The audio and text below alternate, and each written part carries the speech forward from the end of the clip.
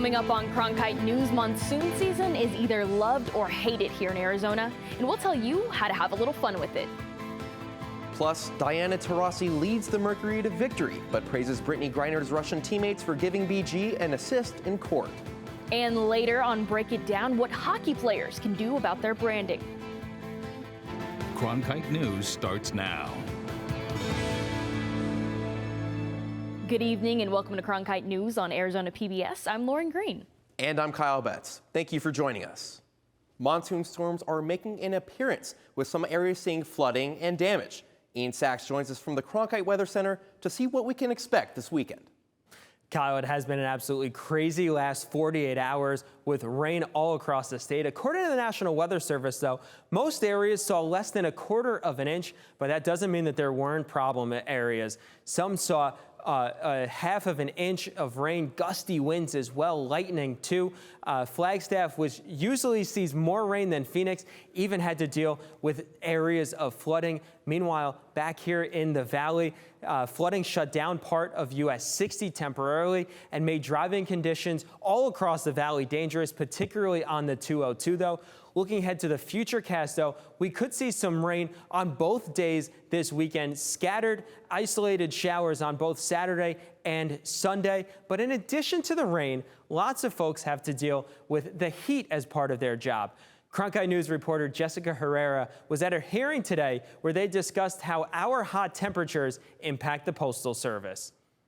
U.S. Senator Kyrsten Sinema held a hearing today at the Postal Service District Office to discuss the extreme heat employees suffer through the summer months while on the job operating non-air-conditioned vehicles. The senator spoke to Postal Service leadership and letter carriers about the extreme heat. She heard stories about employees who worked long hours in the height of the day where they say vehicles were 20 degrees hotter than outdoors. Some experienced health issues, including fainting. Workers hope to see big changes as more scheduled breaks and small gestures such as cool treats at the end of a shift. One big ask from Postal Service workers is new vehicles with air conditioning. The USPS expects to order 86 new commercial vehicles within the next year, but a set delivery date has not been set yet. In the newsroom, Jessica Herrera, Cronkite News. Virgin Galactic has picked one Arizona city to help it in its endeavor to touch the sky. Mesa is where Virgin Galactic will be building its rocket ships. Yep, that's right, you heard it, rocket ships. The new facility will be near the Phoenix Mesa Gateway Airport. It will make as many as 6 spaceships per year. It's expected to bring hundreds of aerospace engineering and manufacturing jobs to the area. These ships will start flying in 2025 and make weekly trips. SpaceX just launched its 25th cargo mission for NASA. The Dragon supply craft is spending a day and a half catching up with the International Space Station. But when it does catch up, it will deliver supplies for 30 research projects. And that's not the only load it's bringing. Also being sent up there are some fresh fruits and vegetables, as well as the mission's biggest experiment that comes in at about the size of the oven in your kitchen. Thanks to the James Webb Telescope, we now have some cool new images of Jupiter. These high-quality infrared images are of Jupiter and one of its moons, Europa. Scientists are excited because the images are proof the telescope can get pictures of the brightest celestial bodies in the solar system. They will also use the telescope to determine if it is possible to see material being thrown out of the atmospheres of moons like Europa. We're about to take you to school, but this isn't your average school. There are teachers, students, and classrooms, but the curriculum is fast-paced. Cronkite News reporter Michael Garaffa teaches us a lesson on this racing school in Chandler.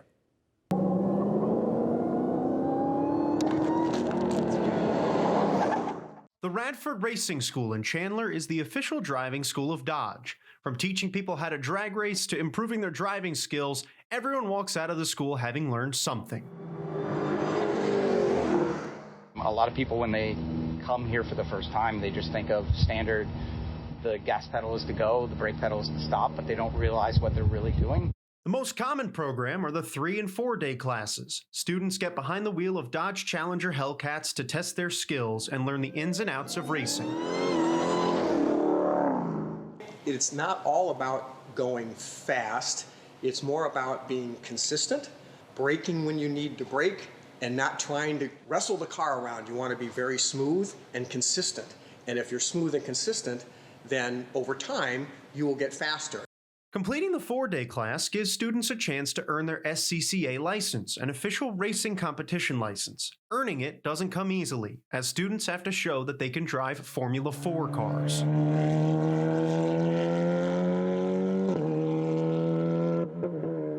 When you get the Formula 4, you feel everything. There's nothing that cushions you between the two. So you're feeling every gear shift you do, every braking you do, and how you turn. And if you're doing it wrong, you know.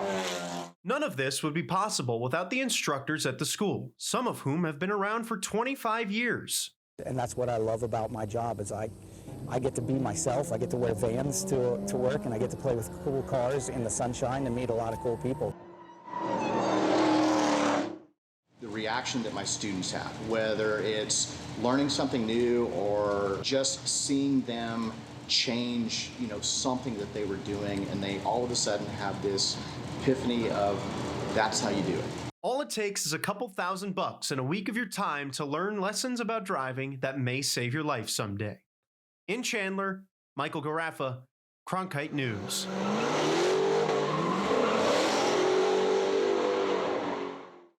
The Formula 4 cars are a popular choice for students who really want to go fast. The cars can reach a top speed of 215 miles per hour.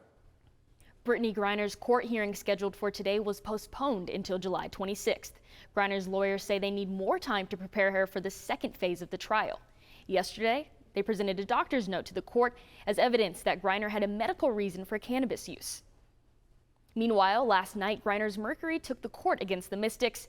After a slow start, the Mercury beat Washington in a chippy matchup as the refs called 5 technicals. Diana Taurasi led all scorers with 29 points, but after the game, Taurasi had BG on her mind as she remarked about the character witnesses called from the Russian basketball team that spoke on behalf of Griner during yesterday's trial hearing. I think they have the same sentiment as we do, wanting BG obviously to come home and for them to go there and talk on the behalf of BG. I mean, she's been a big part of Russian basketball. She's done a lot for that country, throughout Europe, winning EuroLeague titles, representing their country in a lot of ways.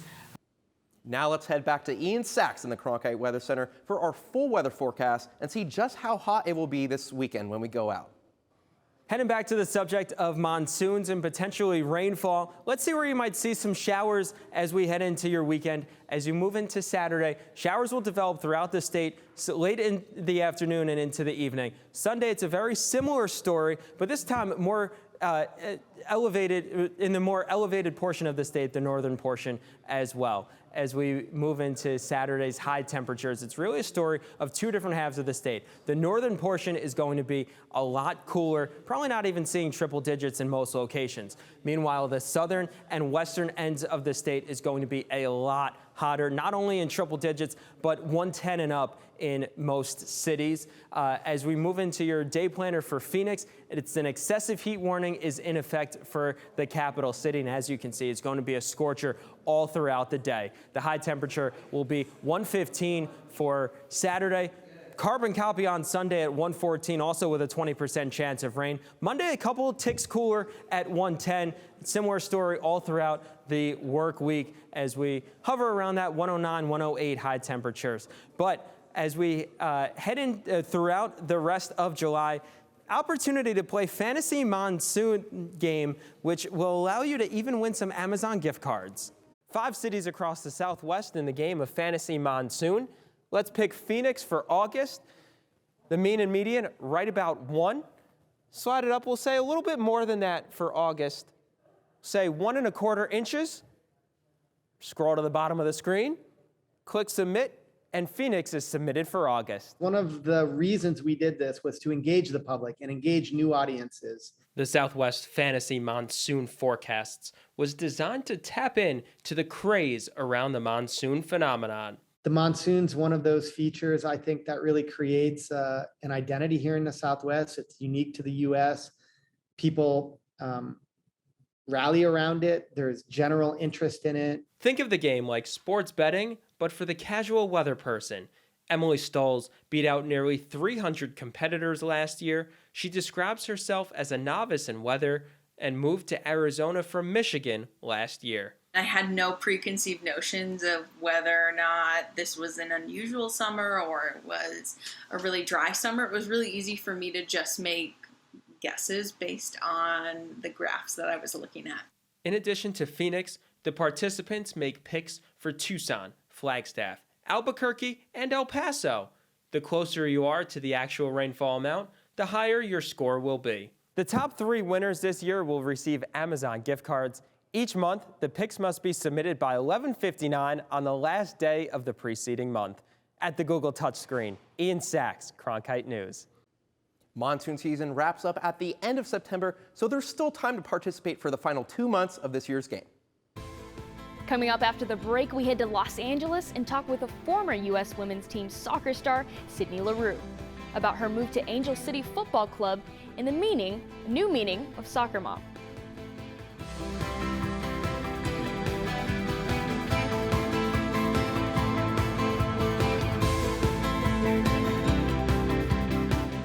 Okay, let's go right up in here and start having some fun. Such a thrill to be able to do this. Recreation is the gateway drug to conservation. How do you create that perfect straight edge? You can do anything. History is today. Chasing the American dream. Experience something personal. A place of imagination. I can go anywhere I want to go. You guys are just going to love it. An entertainment experience unlike anything. There's something for everyone with Passport on the PBS Video app. On Masterpiece Mystery. Evil can find its roots so easily in an English village. The landscape of criminal investigation. Murder, almost certainly. Modern policing methods. We endeavor to do our best. We're working hard to solve this case. And to make sure justice gets done. It's a new adventure. And the rest, as they say, is mystery. I can hardly wait.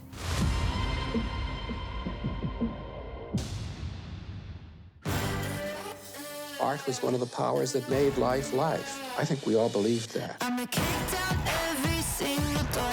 I'ma show you what you never ever seen before. So come show you, I'ma show you. This is a real life story of a real live person. This was my only connection to my culture. Fight the power. Our stories deserve to be heard. You're passionate and you respect your heritage. That is a perfect recipe. Now is the time for the Reformation. Now is the time to rebuild the nation. That's amazing. You're making me cry. Some girls can go out there and just steal a spotlight. This is the moment that we've all been waiting for. Everyone has something to contribute to humanity. The arts are the thing that does that. I couldn't have said it better myself.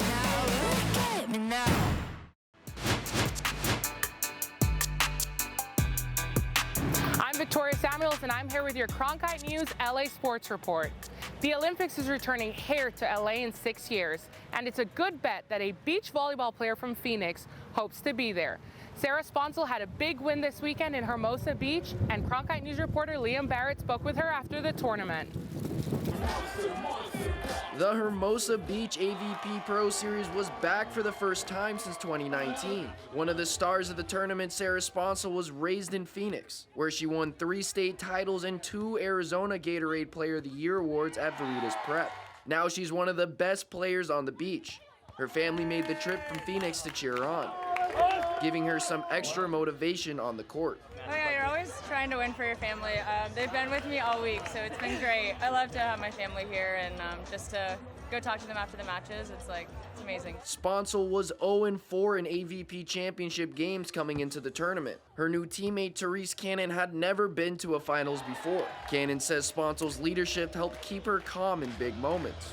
Honestly, Sarah was so clutch because there was a lot of thoughts going on in my head, but I think it was 14-14, and she was like, hey, there's no one here, it's 0-0, we just have to stick with what we know, and that's kind of what we did. This athletic save and powerful spike helped the duo take home the $125,000 purse. With 2 more AVP Pro Series events left, the pair looks to make Hermosa Beach the first championship of many. In Los Angeles, Liam Barrett, Cronkite News.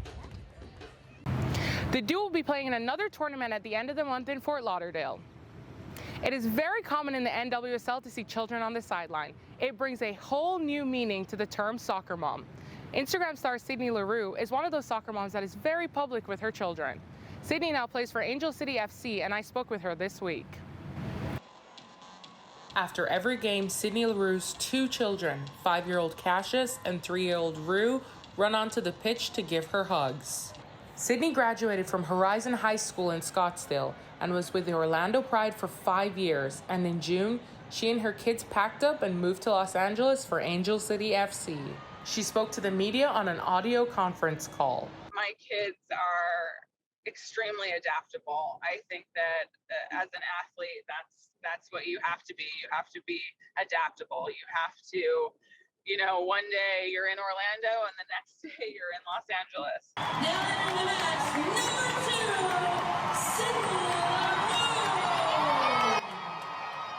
She regularly posts shots like this with her children, 5-year-old Cassius cheering on his mom during the game or them playing soccer in the backyard.